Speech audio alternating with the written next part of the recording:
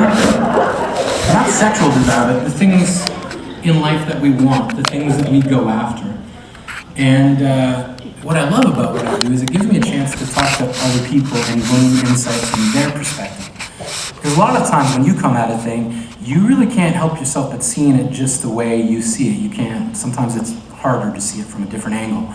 And so asking people sometimes sheds light on that thing. And the more I talk to people about what they wanted in life, the more I was kind of surprised to discover that it isn't something in front of them. For a lot of people, it's something behind them. It's a moment they wish they could do over again. And that got me to thinking about moments in my life. And if there was one thing, what would I do? If I made friends with Marty McFly and he could take me back to that moment, what would it be? And the more I thought about it, the more the answer became clear. First dance. I'll be clear, I'm not a dancer, obviously. Growing up, my grandparents had one of those floor-to-ceiling mirrors, and I would practice dancing in front of it. I even made up my own dance move. I called it the ump. And all it was this. Yeah, sort of. Yeah. And I thought girls would see it and be like, oh, you're safe. You're totally safe here. But I look at it now and I realize it probably looks more like, nope. You got no shot with me. Try that guy. But my first dance was a slow dance with a nun. We danced to Bon Jovi's Living on a Prayer. Bon Jovi's Living on a Prayer is not a slow dance song, and yet there we were, stuck together like snails, getting it on. And it was my first ever school dance. I think it was grade 7, and I'm sure it was just kind of a social experiment to like sort of, you know, get kids to socialize on a different level. And when it was in the gymnasium, and when it started, it was the same for everybody. Everybody was stiff and self-conscious. We were all up against the wall. But one by one, the more popular kids, the more confident kids came out on the dance floor and started dancing. And it looked like so much fun. It looked like everybody was joyous in that moment. But I was like Rudolph the Red-Nosed Reindeer. I was not allowed to take part in any of those games. And so I just stayed stuck up against the wall like chubby Spider-Man, not able to support my own body weight, so I couldn't climb away.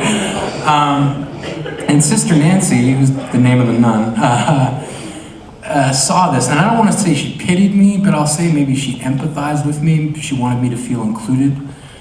Came and said, all right, Shane, come on, we're gonna get out on this dance floor. And we did, and laughter is a really powerful force.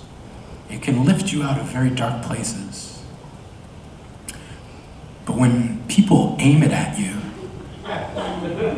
it can assassinate certain parts of who you become. It can shut down parts of you.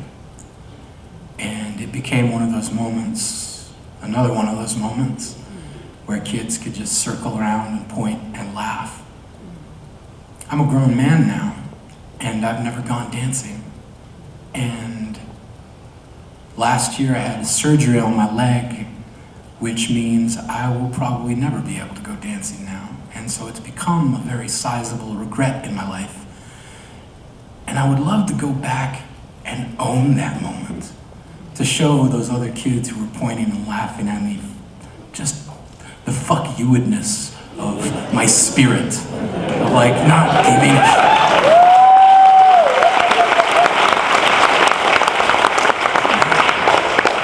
So I wrote this. In the end, we'll all wish that we had danced more and cuddled everlastingly. In the end, we'll all wish that we had spent our wishes on what mattered. I should have scattered my feet like seeds upon the world. Legs like stems curled around my bones and bursting through the floor. I should have been planted in rhythm, watered with defiance. I should have danced more. I should have worn my heart on my shoes. Should have cared less about whose toes I was stepping on by doing what brought me joy. As a boy, I watched other children vanish the instant they felt the heavy axe of judgment come down upon their hearts. So I learned to use words to carve monuments to the fact that sacrifice is a cemetery to our spare parts. All of the things we were made to learn to live without, the parts of ourselves we were forced to let go. I don't know a lot, but I know this. The second any of us are judged for being carefree, the child in us is made to stand permanently in the corner, forever hushed. So eternally silent that quiet will be the only thing to remain when the entire world is ended. I should have attended more classes of fuck you. I'm not yours to control anymore. I'll do what I please. Please excuse me. I'd like to dance more. Not that anyone ever asked me to. Not that anyone I ever asked said yes. I didn't want to play the ones playing checkers. I wanted to learn from the ones teaching chess. But they all wanted to win. And I guess I never learned to not care gracefully. Beauty was the after party everyone wanted to be invited to. But if you grew up imperfect, if your virtue was polite, you might have been one of the many standing across from me, each of us staring like we were the other's funhouse mirror reflection, all of us wondering if we what rejection looks like. If you ever want to know what it takes to hike over your mountains of self-doubt, do not begin the journey without first learning how to make shoes. Bringing a second pair will not be enough. You will require a lifetime's worth. You will need to unearth every part of you they attempted to bury. Carry each casket from base camp to peak and back again. Laugh when it is inappropriate. Dance when they tell you to sit. We were never meant to be still.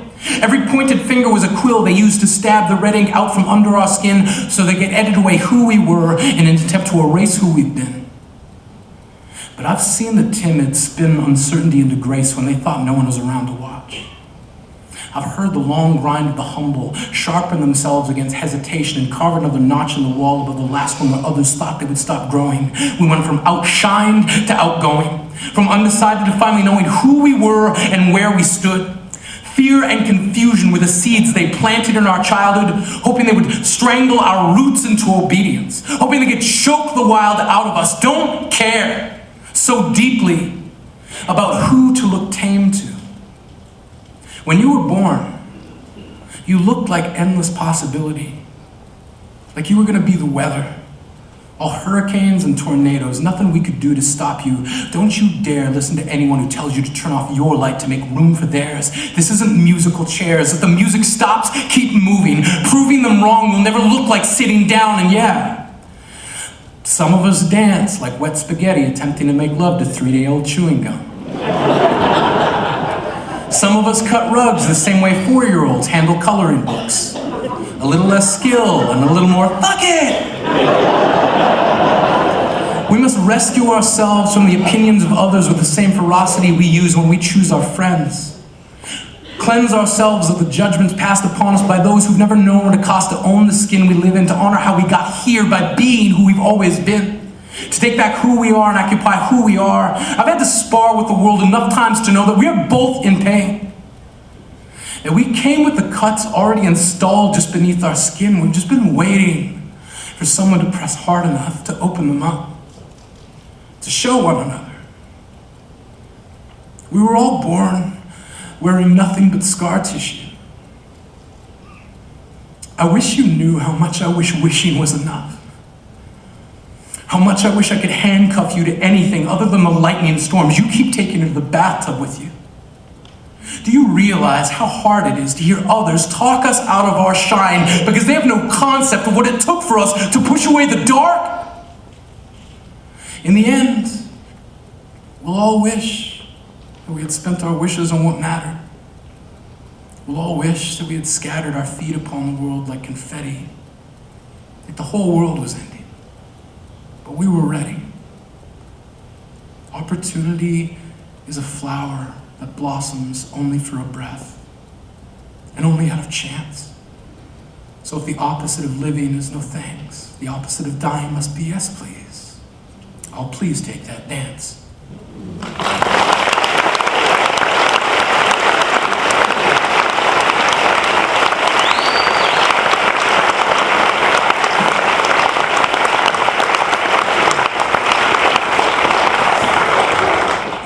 God, I can't believe it's over already. Okay, she said, hey, it's 9 o'clock, it's an hour and a half I've been up here, Jesus Christ. Okay, instead of me walking off stage and you guys applauding and me coming back, do you want to just do this? I'll do 2 more.